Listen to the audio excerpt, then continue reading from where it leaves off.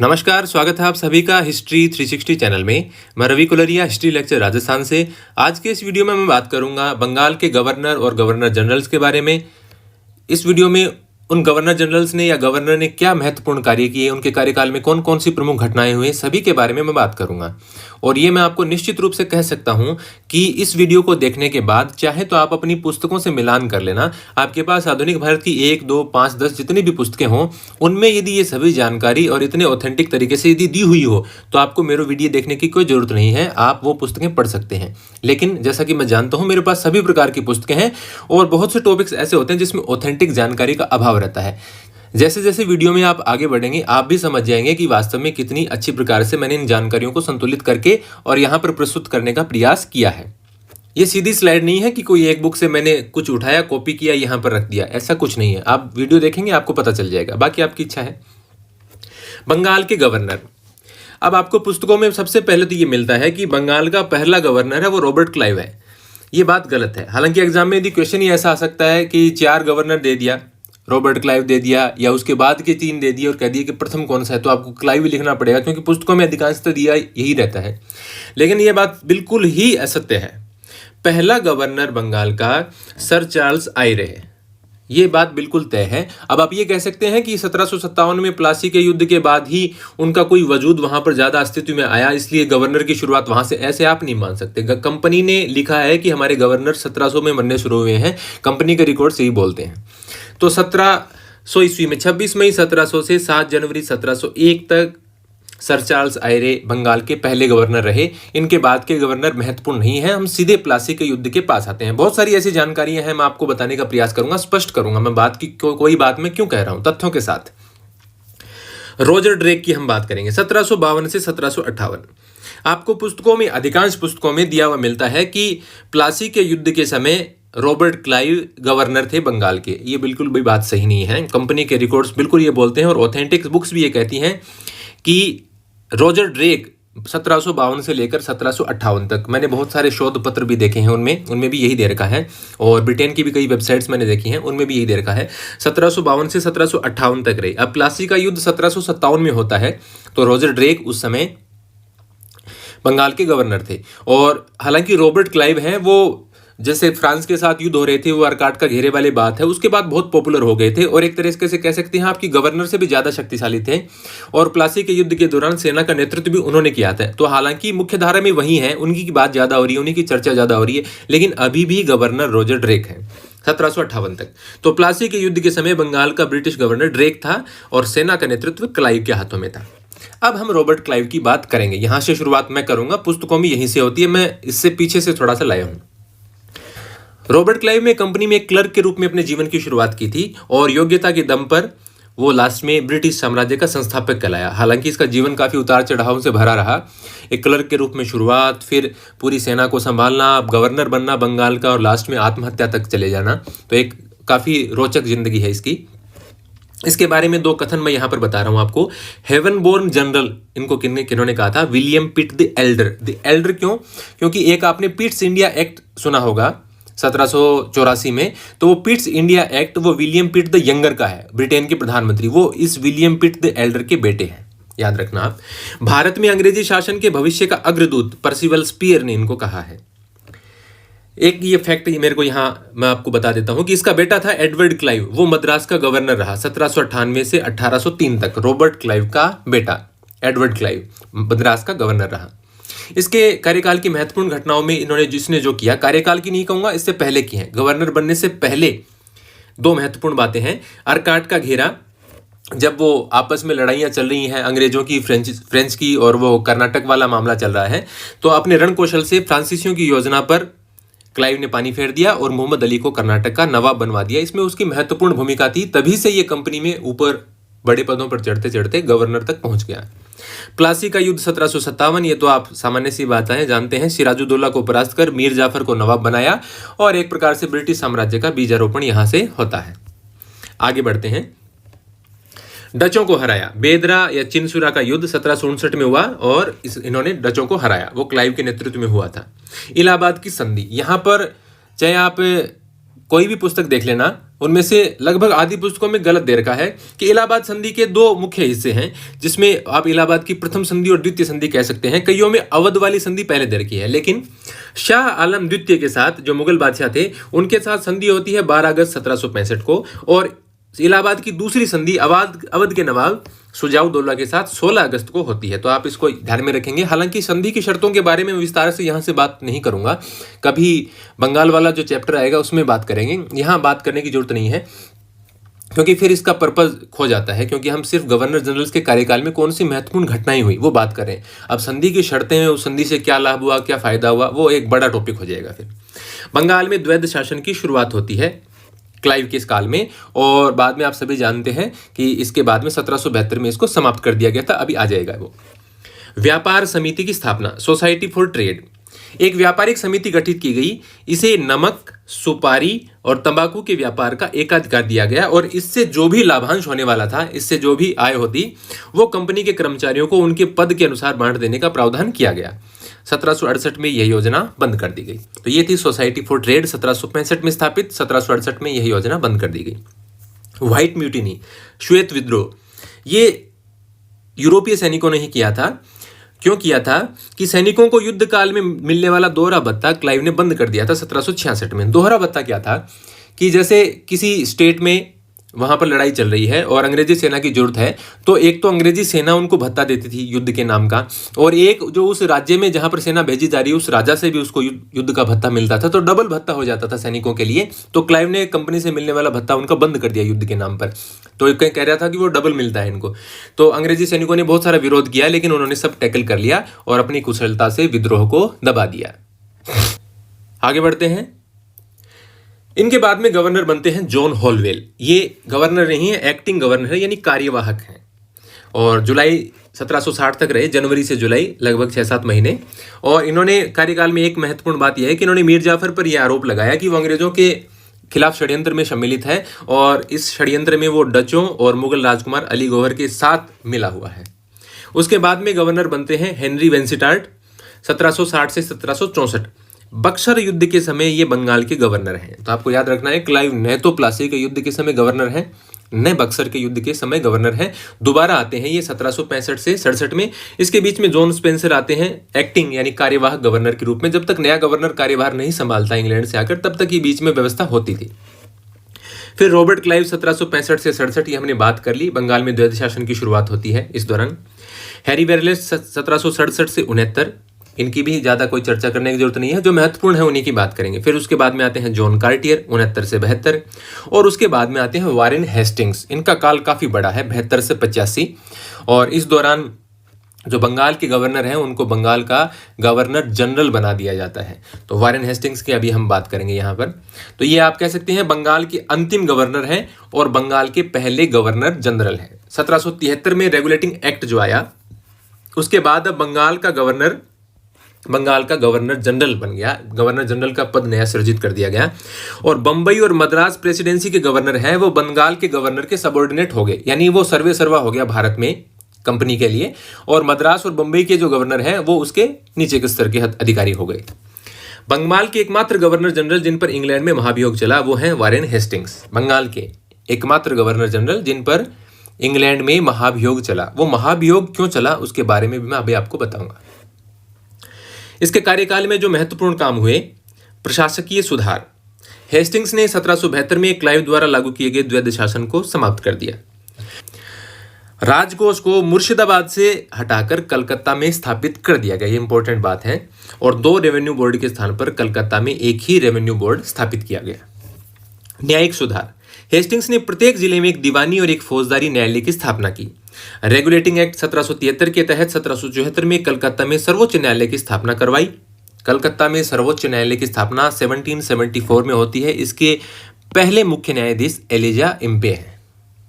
Hastings को भारत में न्यायिक सेवा का जनक माना जाता है। हर लाइन में क्वेश्चन बनेंगे, इसमें बहुत सारे क्वेश्चन। आप ये मान लीजिए कि इस वीडियो के अंदर आपको 500 क्वेश्चन जरूर मिल जाएंगे। तो हेस्टिंग्स को भारत में न्यायिक सेवा का जनक माना जाता है। इसके काल में हुए व्यापारिक सुधार। दस्तक प्रथा को 1775 में इसने बंद कर दिया। फ्री पास वाला जो सिस्टम है वो बंद कर दिया और सभी के लिए व्यापार को खोल दिया। और इसने एक नया पद शुरू किया, कंट्रोलर ऑफ इन्वेस्टमेंट।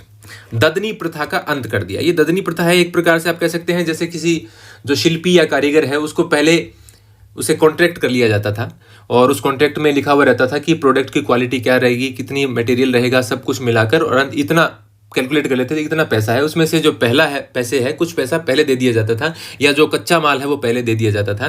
तो ये प्रथा है, ये इसने बंद कर दी। कलकत्ता में एक सरकारी टकसाल की स्थापना की, किसने? वॉरेन हेस्टिंग्स ने। तो ये वॉरेन हेस्टिंग्स के काल की कुछ महत्वपूर्ण बातें हैं, अभी बहुत सी बातें हैं इसके काल की। ब्रिटिश लैंड रेवेन्यू कलेक्टर के पद का सृजन किया। अब ये तो याद रखने वाली बातें हैं, कुछ बातें मैं आपको चाहकर भी समझा नहीं पाऊंगा क्योंकि ये तो याद ही रखनी है। जहां पर समझाने की बात होगी मैं निश्चित रूप से समझाऊंगा। मीरानपुर कटरा का युद्ध 1774 में हुआ और रुहेलों को पराजित किया गया। इसमें अवध की भूमिका थी और अवध के नवाब ने रुहेलखंड पर अधिकार कर लिया अंग्रेजों की सहायता से। 1774 में मीरानपुर कटरा का युद्ध। हेस्टिंग्स के कार्यकाल में 1784 में विलियम जोन्स ने कलकत्ता में एशियाटिक सोसाइटी ऑफ बंगाल की स्थापना की। 1784 में विलियम जोन्स ने एशियाटिक सोसाइटी ऑफ बंगाल की स्थापना की। हेस्टिंग्स ने चार्ल्स विल्किंस द्वारा किए गए गीता के प्रथम अनुवाद की प्रस्तावना लिखी। गीता का पहला अनुवाद चार्ल्स विल्किंस ने किया, इसकी प्रस्तावना लिखी गवर्नर जनरल लॉर्ड हेस्टिंग्स ने। कलकत्ता मदरसे की स्थापना 1781 में की गई। पहला आंग्ल मराठा युद्ध और दूसरा आंग्ल मैसूर युद्ध इनके काल में हुआ। ये तो जो युद्ध पढ़ेंगे उसमें ज़्यादा विस्तार से बता पाऊंगा। और सूरत की संधि से शुरुआत होती है इसकी 1775 में आंग्ल मराठा युद्ध की और सालबाई की संधि पर यह युद्ध समाप्त होता है 1782 में। दूसरा आंग्ल मैसूर युद्ध जिसके दौरान हैदर अली की मृत्यु हो जाती है और टीपू सुल्तान शासक बन जाता है। बाद में टीपू के साथ मंगलोर की संधि होती है 1784 में और दूसरा आंग्ल मैसूर युद्ध समाप्त होता है। पिट्स इंडिया एक्ट 1784 में पारित हुआ। विलियम पिट द यंगर जो प्रधानमंत्री बन चुके हैं, द एल्डर के बेटे, उनके नाम पर ये एक्ट है। एक्ट की सारी बातें तो बहुत ज़्यादा विस्तार में हो जाएंगी। एक तो इसमें जो गवर्नर जनरल की काउंसिल थी उसके सदस्यों की संख्या 4 से घटाकर 3 कर दी गई थी। एक जो ईस्ट इंडिया कंपनी का भारत में प्रशासन और भारत के जो अंदरूनी मामलों में उनका नियंत्रण है वो अधिकार अब ब्रिटिश सरकार को दे दिए गए हैं। तो ऐसी कुछ बातें थी इस एक्ट के अंदर। 1785 में इंग्लैंड लौटने पर हाउस ऑफ लॉर्ड्स में हेस्टिंग्स के खिलाफ महाभियोग की कार्यवाही प्रस्तावित की गई। अंत में हेस्टिंग्स को दोषमुक्त कर दिया गया। महाभियोग की कार्यवाही न सिर्फ हेस्टिंग्स के खिलाफ हुई थी बल्कि जो कलकत्ता सुप्रीम कोर्ट के पहले मुख्य न्यायाधीश थे एलिजा इम्पे, जो अभी हमने पढ़ा था पिछले ही पेज पर, एलिजा इम्पे, उनके खिलाफ भी, इनके खिलाफ, दोनों के खिलाफ ही महाभियोग की कार्रवाई चलाई गई थी। क्यों चलाई गई थी? ये जो मैंने अनैतिक कार्यों में पहला कार्य लिख रखा है, नंद कुमार को फांसी।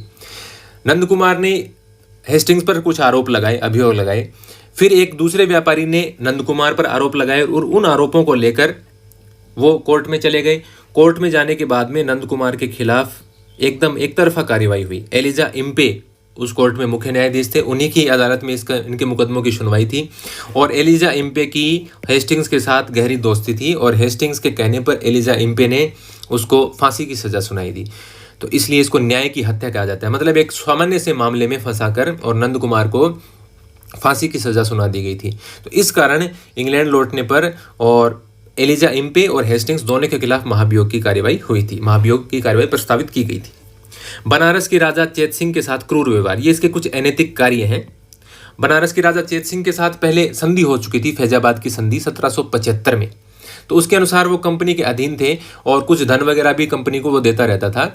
लेकिन वारेन हेस्टिंग्स ने बार बार धन मांगना शुरू कर दिया, 5 लाख, 5 लाख, 2 लाख, मना करते हैं तो जुर्माना लगा देते हैं। उनको इतना परेशान कर दिया कि लास्ट में हेस्टिंग्स जब उस पर आक्रमण करने गया तो वो भाग गया वहाँ से। तो बनारस के राजा चेत सिंह के साथ बहुत ही अन्यायपूर्ण व्यवहार उसने किया था। अवध की बेगमों के साथ क्रूरता 1781। अवध का नवाब था असफुद्दौला, असफू या आसफुद्दौला आप कह सकते हैं। इस पर था 1 करोड़ का कर्ज कंपनी की तौर से। अब उस कर्ज को चुकाने के लिए दबाव डाल रहा था वारेन हेस्टिंग्स की हमारा पैसा लौटाओ। अवध का जो नवाब है वो वहाँ 2 बेगमें थी अवध की बेगमें, बहू बेगम और दादी बुर्रा बेगम। उन दोनों के पास काफ़ी पैसा था। तो असफुद्दौला ने कोशिश की कि इन बेगमों से धन लूटा जाए, इनसे धन हम यहाँ से लेकर और कंपनी का कर्ज चुका सकते हैं। और इस काम में हेस्टिंग्स ने भी असफुद्दौला का साथ दिया और उनसे बहुत क्रूरतापूर्ण व्यवहार किया और उनका धन छीन लिया। तो ये जो इस प्रकार का अनैतिक कार्य एक गवर्नर जनरल के द्वारा करना निश्चित रूप से बहुत ही घटिया किस्म का कार्य था। तो ये इसके कुछ अनैतिक कार्य थे। अब आगे बढ़ते हैं। लॉर्ड कॉर्नवालिस नाम था इनका, चार्ल्स कॉर्नवालिस, 1786 से 93 तक ये बंगाल के गवर्नर जनरल रहे।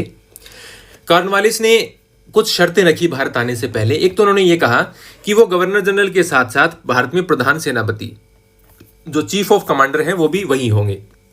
तो ये बात मान ली उन्होंने। काउंसिल के बहुमत की उपेक्षा मैं कर पाऊं, इसलिए उन्होंने ये कहा कि काउंसिल का फैसला ही अंतिम नहीं हो, मेरे पास वीटो का अधिकार होना चाहिए कि जरूरत पड़ने पर मैं काउंसिल के फैसले को पलट पाऊं। तो उन्होंने एक कानून पारित करके ये दोनों अधिकार उसको दे दिए, यानी गवर्नर जनरल और सेनापति का पद एक कर दिया, और गवर्नर जनरल को यह अधिकार दे दिया कि विशेष परिस्थितियों में वह काउंसिल के बहुमत की उपेक्षा कर सकता है। तो एक प्रकार से गवर्नर जनरल को काउंसिल के ऊपर वीटो दे दिया है। कॉर्नवालिस 2 बार गवर्नर जनरल बना, रॉबर्ट क्लाइव की तरह। 30 जुलाई 1805 से 10 अक्टूबर 1805, यानी कुछ ही महीनों के लिए दोबारा आया था वो। ये तो यहाँ 93 तक की बात है, उसके 12 साल बाद में आता है दोबारा, लेकिन भारत में ही मृत्यु होती है और गाजीपुर में मृत्यु होने के बाद वहीं पर उनको दफनाया जाता है। तो ये 2 बार बने हैं गवर्नर जनरल। अब इसके न्यायिक सुधार बहुत ही इंपॉर्टेंट है, और मैंने बहुत सारी पुस्तकों में देखा अच्छी तरीके से कहीं भी विवरण उपलब्ध नहीं है। तो मैंने इस पर बड़ा रिसर्च किया। मुझे पूरा एक दिन इसके न्यायिक सुधारों की रिपोर्ट्स पढ़ने में लगा, और तब जाकर मैंने बहुत पेजेस की रिपोर्ट पढ़ी। लेकिन फिर मैंने सोचा कि इतना मैटर बताना तो बिल्कुल भी उपयुक्त नहीं है, तो मैंने उसको शॉर्ट करके और एक अच्छा सा मतलब मैटर तैयार करने का प्रयास किया कि न्यायिक सुधारों को समझ पाएं। पहले तो ये देखना होगा कि आपको इसके न्यायिक सुधारों को 3 भागों में बांटा हुआ है। इसके 3 प्लान है: judicial plan of 1787, judicial plan of 1790, judicial plan of 1793। और उसके बाद में उसने कानूनों को इकट्ठा करके कोड बनाया जिसको कॉर्नवालिस कोड कहा जाता है। 1787 का जुडिशियल प्लान, इसने राजस्व इकट्ठा करना और राजस्व संबंधी विवाद निपटारा कलेक्टर का काम बना दिया। यानी दोनों प्रकार के काम, राजस्व इकट्ठा करना जिले में और राजस्व संबंधी विवादों का निपटारा करने का काम, और एक मजिस्ट्रेट संबंधी जो कुछ काम थे वो भी कलेक्टर के हाथ में ही दे दिए। माल अदालतों की स्थापना की गई, रेवेन्यू कोर्ट्स की स्थापना की गई जिसका मुखिया कलेक्टर होता था। यानी ये जो विवाद है माल संबंधी या रेवेन्यू संबंधी जो मामले हैं वो सारे कलेक्टर के पास। माल अदालत के फैसले की appeal board of revenue Calcutta और उसके बाद गवर्नर जनरल की काउंसिल को की जा सकती थी। यदि उस फैसले से कोई संतुष्ट नहीं है, माल अदालतों के फैसले से जो कलेक्टर करता था, तो उसकी अपील की जा सकती थी बोर्ड ऑफ रेवेन्यू जो कलकत्ता में होता था, और उसके बाद गवर्नर जनरल की काउंसिल को की जा सकती थी। एक की गई 1787 में रजिस्ट्रार कोर्ट की स्थापना, कलेक्टर के असिस्टेंट के रूप में रजिस्ट्रार कोर्ट बनाई गई, और 200 रुपए तक के जो सिविल मुकदमों के फैसले हैं वो वहां पर किए जाते थे। इसके बाद के रुपयों के फैसले हैं वो अभी मैं आपको बताऊंगा। 1790 का जो जुडिशियल रिफॉर्म है या 1790 का जो जुडिशियल प्लान है, उसके अकॉर्डिंग सदर निजामत अदालत को मुर्शिदाबाद से कलकत्ता स्थानांतरित कर दिया गया। अब मैंने कई बार ये प्रश्न कुछ बच्चों से पूछा, उनको बिल्कुल भी नहीं आया, क्योंकि पुस्तक पढ़ते समय सारी पुस्तक कभी किसी को याद नहीं होती। मुझे तो कभी नहीं होती, कोई भी पुस्तक हो जाए तो उस पुस्तक में हमें ये पता होना चाहिए कि कौन सी बातें हमें पढ़नी है और कौन सी बातें छोड़ देनी है। तो कई बार हम कुछ ऐसी बातें छोड़ देते हैं जो वास्तव में इंपॉर्टेंट होती हैं, लेकिन हमें उनके महत्व की जानकारी नहीं होती। जैसे ये लाइन है, सदर निजामत अदालत को मुर्शिदाबाद से कलकत्ता स्थानांतरित। हम सोचते हैं सामान्य सी लाइन है, लेकिन सदर निजामत अदालत सबसे बड़ी अदालत है उनकी, और उसको कलकत्ता स्थानांतरित कर दिया गया है मुर्शिदाबाद से। तो इंपॉर्टेंट क्वेश्चन बनता है, इस अदालत में कौन होते हैं? देखिए, गवर्नर जनरल और उसकी काउंसिल के सदस्य, यही जज के रूप में काम करते हैं। निचली अदालतों की निगरानी का काम सदर निजामत अदालत करती है। 1000 से 5000 रुपए तक के जो मामले होंगे उनकी सुनवाई सदर निजामत अदालत में होती थी, और 5000 से अधिक के जो मामले हैं वो किंग इन काउंसिल यानी राजा की काउंसिल के पास में जाते थे। इसने 1790 में 4 नए प्रांत बनाए। यहाँ एक तो है 4 प्रांत बनाए, और एक है चारों प्रांतों में अदालतें स्थापित की, प्रांतीय अदालतें, वो अलग है, वो 1793 के जुडिशियल प्लान में होगा। कलकत्ता, मुर्शिदाबाद, ढाका और पटना, यानी जिलों को 4 प्रांतों में बांट दिया गया है। 1790 के जुडिशियल प्लान में कोर्ट फीस की शुरुआत की गई, लेकिन 1793 में कोर्ट फीस को फिर से बंद कर दिया गया। मुफस्सिल फौजदारी कोर्ट, ये डिस्ट्रिक्ट लेवल का क्रिमिनल कोर्ट होता था, और इसको समाप्त करके सर्किट कोर्ट की स्थापना की गई। आपने कई बार देखा होगा, अभी इसकी कुछ लाइनें पढ़ेंगे शायद आपको दिमाग में आए। सर्किट कोर्ट्स एक प्रकार की मूविंग कोर्ट्स थी, चल अदालतें। ये प्रांतों में स्थापित की गई, 4 प्रांत हैं, और वो 4 प्रांत अभी आपको मैंने बताया, कलकत्ता, मुर्शिदाबाद, ढाका और पटना। इन 4 प्रांतों में 4 अदालतें हैं, लेकिन वो हर जिले में जाकर सुनवाई करते हैं, क्योंकि जिलों की जो डिस्ट्रिक्ट लेवल की क्रिमिनल कोर्ट्स थी, मुफस्सिल फौजदारी कोर्ट, उनको बंद कर दिया गया है। तो हर जिले में जाकर वो अदालतें क्रिमिनल मुकदमों की सुनवाई करती थी। इसमें 2 कंपनी के कर्मचारी होते थे, और उनके सहायक के रूप में काजी और मुफ्ती होते थे। तो ये लोग मिलकर मुकदमों की सुनवाई करते थे, लेकिन इनका वर्कलोड इतना बढ़ गया कि कई जिलों में तो ज़्यादा मुकदमे होने के कारण स्थिति ऐसी आती थी कि एक जिले का साल में एक ही बार नंबर पड़ता था। तो इसलिए ये व्यवस्था ज़्यादा दिन नहीं चल पाई। जुडिशियल प्लान ऑफ 1793, जिलों में कार्यपालिका और न्यायपालिका का पृथक्करण। जो कलेक्टर को अधिकार दिए गए थे कि वो राजस्व भी इकट्ठा करेगा और विवाद भी निपटाएगा, वो यहाँ अलग अलग काम कर दिए गए हैं। कलेक्टर को अब सिर्फ इकट्ठा करना है राजस्व, विवाद निपटाने का काम उनसे हटा लिया गया है। माल अदालतें, जिनका भी एक प्रकार से आप अध्यक्ष कह सकते हैं, कलेक्टर ही होता था, वो माल अदालतें अब बंद कर दी गई हैं। चारों प्रांतों में प्रांतीय अदालतों की स्थापना। वो 4 प्रांत हैं, कलकत्ता, मुर्शिदाबाद, ढाका और पटना। अभी ऊपर जो हमने पढ़ा सर्किट कोर्ट्स, वो सर्किट कोर्ट्स ये नहीं है, वो तो हर जिले के लिए 4 प्रांतों में बनाई गई मूविंग कोर्ट्स हैं।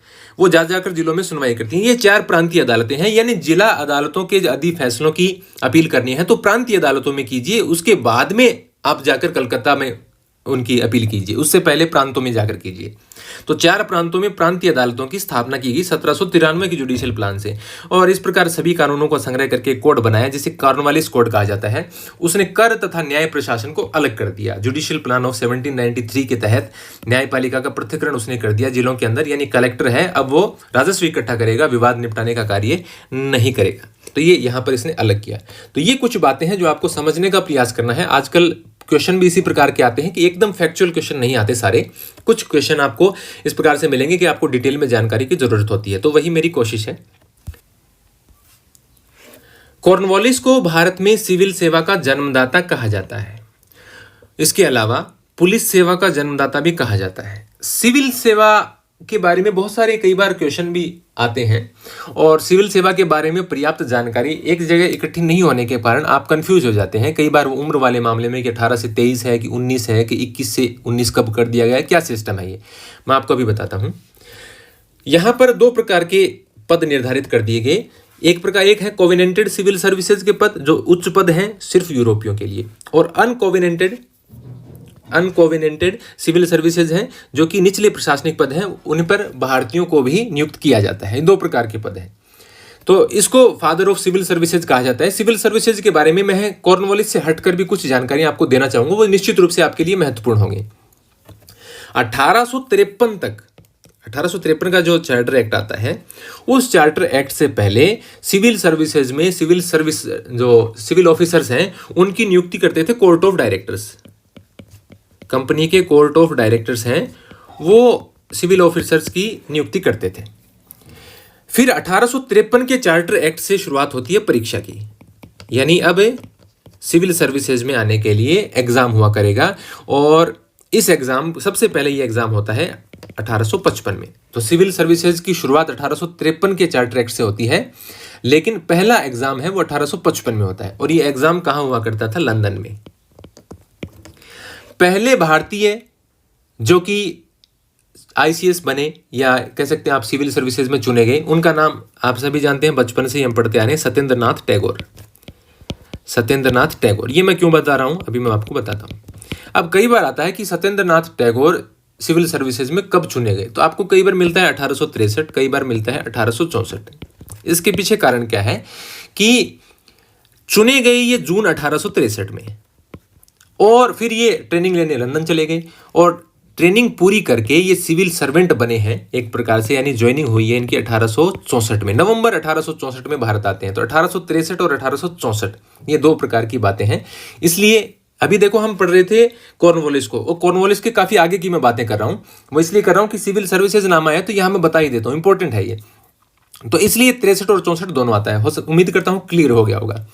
शुरुआत में ये परीक्षा इंग्लैंड में होती थी, और जो एज है वो निर्धारित की गई 18 से 23, यानी मिनिमम एज है 18 और मैक्सिमम एज है 23। 18 से 23 के बीच के विद्यार्थी इसमें पार्टिसिपेट कर सकते हैं।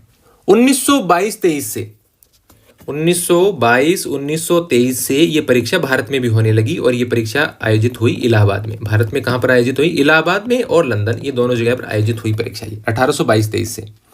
एज होती थी, मैंने बताया आपको 18 से 23, लेकिन बाद में एज कर दी गई 18 से 21, कम कर दी गई एज। और क्योंकि भारतीय सेलेक्ट होने लग गए थे, और अरबी और संस्कृत के पेपर के नंबर, जो 500 नंबर का पेपर उन्होंने कर दिया था, उसके कारण भारतीयों को नंबर अच्छे आने लगे। तो उन्होंने वो अरबी और संस्कृत वाले जो पेपर के नंबर है वो 500 से घटाकर वापस 375 नंबर के पेपर कर दिए, अरबी और संस्कृत के, तो वो कम कर दिया। फिर आते हैं लिटन महोदय। लिटन ने और भी चाल खेली, इसने कर दी 18 से 19, यानी 18 से 19 आयु वर्ग के बीच के जो है वही सिविल सेवा का फॉर्म भर सकते हैं। तो इस प्रकार से ये कुछ महत्वपूर्ण बातें हैं, कई बार कंफ्यूज करती हैं आपको, तो मैंने सोचा है कि बीच बीच में बता देता हूं। अब वापस कॉर्नवालिस पर आते हैं। तो कॉर्नवालिस को भारत में सिविल सेवा का जन्मदाता कहा जाता है, भारत में पुलिस सेवा का जन्मदाता कहा जाता है। इसने जमींदारों के हाथ से पुलिसिंग का कार्य छीन लिया और हर 32 किलोमीटर पर एक पुलिस थाना स्थापित किया। दास व्यापार पर कॉर्नवालिस ने प्रतिबंध लगाया 1789 में। हालांकि पूरी तरह से दास प्रथा रुकी नहीं, व्यापार होता रहा, और पूर्ण रूप से इस पर रोक लगी है 1833 के चार्टर एक्ट से। 1789 में लॉर्ड कॉर्नवालिस दास प्रथा पर प्रतिबंध लगाते हैं, इनके व्यापार पर, लेकिन 1833 के चार्टर एक्ट से ही पूरी तरह से इसकी रोकथाम हो पाई है। स्थायी बंदोबस्त, वेरी इंपॉर्टेंट, या इस्तमरारी बंदोबस्त इसको बोलते हैं। 1793 में भूमि स्थायी रूप से जमींदारों को दे दी गई। तो स्थायी बंदोबस्त की शुरुआत 1793 में लॉर्ड कॉर्नवालिस के कार्यकाल में होती है, तो ये आपको याद रखना है। बाकी स्थायी बंदोबस्त या रैयतवाड़ी, महालवाड़ी, वो इस वीडियो में मैं नहीं बता पाऊंगा। तो स्थायी बंदोबस्त बहुत इंपॉर्टेंट है, पुलिस सेवा का जन्मदाता, सिविल सेवा का जन्मदाता, जो भी इंपॉर्टेंट पॉइंट्स हैं वो मैंने इसमें लिख दिए हैं। अब आगे बढ़ते हैं। इनके बाद में गवर्नर जनरल आते हैं बंगाल के, सर जॉन शोर। ज़्यादा कुछ बात नहीं है, अहस्तक्षेप की नीति इन्होंने अपनाई, और एक इनकी नीति का अनुसरण किया, वो भी अभी हम जानेंगे। इन्होंने सिर्फ अवध के मामले में हस्तक्षेप किया। अहमद शाह दुर्रानी, या आप कह सकते हैं अहमद शाह अब्दाली, उनके पोते, सॉरी बेटे लिख रखा है मैंने, या पोते होगा, उनके पोते जमन शाह दुर्रानी ने इनके काल में भारत पर आक्रमण किया था। तो ये आपको याद रखना है, ज़्यादा कुछ महत्वपूर्ण है नहीं, ये भी इतना महत्वपूर्ण नहीं है। फिर आते हैं लॉर्ड वेलेस्ली, नाम है इनका रिचर्ड वेलेस्ली, 1798 से 1805। ये लेकर आते हैं नई नीति, सहायक संधि नीति। अब इस संधि में क्या था, इसकी कुछ महत्वपूर्ण बातें मैंने यहाँ लिखी हैं कि सहायक संधि की नीति के तहत देशी रियासतों के राजाओं को अपने खर्चे पर कंपनी की सेना अपने स्टेट में रखनी है। एक ब्रिटिश रेजिडेंट उनके दरबार में नियुक्त होगा। कंपनी की अनुमति के बिना किसी भी यूरोपीय को अपनी सेवा में या सरकारी सेवाओं में उनमें भर्ती नहीं करना है, उनको सेना में भी नहीं लेना है। कंपनी आंतरिक मामलों में हस्तक्षेप नहीं करेगी। बाह्य कोई हमला होता है तो कंपनी उनकी सुरक्षा करेगी। यानी एक प्रकार से उन्होंने अपनी सेना को उन्हीं के खर्चे पर और उन्हीं के, एक तरह से उनको उन पर नजर भी रखी जा सकती थी, सेना का खर्चा भी नहीं उठाना पड़ेगा उनको। तो ये सारी सब तरह से आप कह सकते हैं कि सहायक संधि है वो अंग्रेजों के लिए बहुत लाभदायक थी।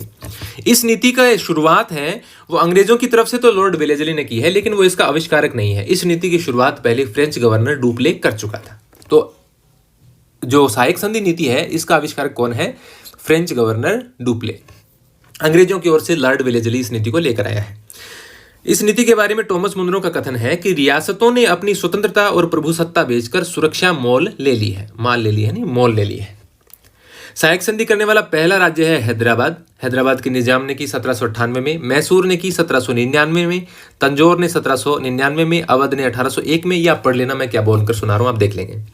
1800 ईस्वी में रिचर्ड वेलेस्ली या लॉर्ड वेलेस्ली के काल में कलकत्ता में फोर्ट विलियम कॉलेज की स्थापना होती है 1800 ईस्वी में। चौथा आंग्ल मैसूर युद्ध होता है और उस युद्ध में टीपू सुल्तान की मृत्यु हो जाती है 1799 में। फ्रांसीसियों से सुरक्षा की दृष्टिकोण से उन्होंने डच अधिकृत क्षेत्रों पर अधिकार कर लिया। बंगाल के डच अधिकृत क्षेत्रों पर 1801 में रिचर्ड वेलेस्ली ने अधिकार कर लिया। दूसरा आंग्ल मराठा युद्ध होता है। हालांकि आंग्ल मराठा, आंग्ल मैसूर और जो पंजाब के साथ संघर्ष है, सिखों के साथ संघर्ष है, वो बार बार में किसी न किसी गवर्नर जनरल के काल में एक दो आते ही रहते हैं। तो वो बीच में हो सकता है कुछ मैं भूल भी गया हूँ लिखना, तो आप वो तो अलग से, यदि आपको टाइम पीरियड याद है कि कौन सा युद्ध कब हुआ है, तो आप गवर्नर जनरल से उनको मैच कर सकते हैं, वो कोई ज़्यादा इंपॉर्टेंट बात नहीं है। तो दूसरा आंग्ल मराठा युद्ध होता है इसके काल में 1803 से 5, और राजघाट की संधि होती है 1805 में। थोड़े से फैक्ट ज़्यादा हो गए, मैं भी समझता हूँ। लॉर्ड कॉर्नवालिस का दूसरा कार्यकाल, जैसा मैंने पीछे भी बताया था, जुलाई 1805 से अक्टूबर 1805, गाजीपुर में मृत्यु, वहीं इनको दफनाया जाता है। सर जॉर्ज बार्लो, ये इनको गवर्नर जनरल चुना नहीं गया, ये कार्यवाहक हैं, जब तक नए गवर्नर नहीं आते हैं तब तक। इनके कार्यकाल में प्रमुख घटना हुई है वेल्लूर का सिपाही विद्रोह 10 जुलाई 1806 को।